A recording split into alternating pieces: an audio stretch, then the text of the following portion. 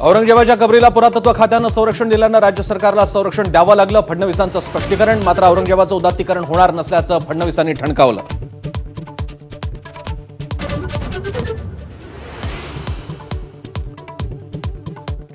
औरंगजेबाची कबर काढण्याची मागणी योग्यच असल्याचं उपमुख्यमंत्री एकनाथ शिंदेंची भूमिका. तर मोदींनी फोन करून आदेश द्यावा आणि कबर हटवावी, आदित्य ठाकरेंनी डिवचलं.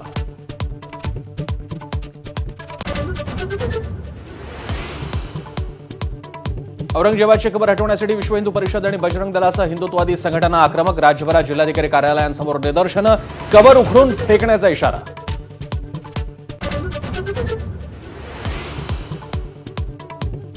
सहा महिन्यात आणखी एका मंत्र्याची विकेट जाणार. खासदार सुप्रिया सुळे यांचा मोठा दावा. बायकोच्या आड लपून उद्योग करत असल्याचा आरोप. तर सुप्रिया त्यांनी आकाश पाहत दिवस मोजावेत. नितेश राणेंचा हल्लाबोल.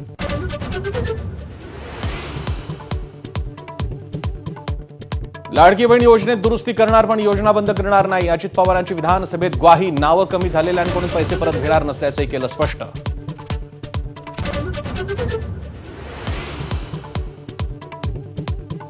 घरकुलांना आता 5 ब्रास वाळू मोफत मिळणार. पुढील 8 दिवसात वाळू धोरण लागू करण्याची महसूल मंत्री चंद्रशेखर बावनकुळे यांची घोषणा. तर 15 दिवसात वाळू उपलब्ध न केल्यास तहसीलदारांवर कारवाईचा इशारा.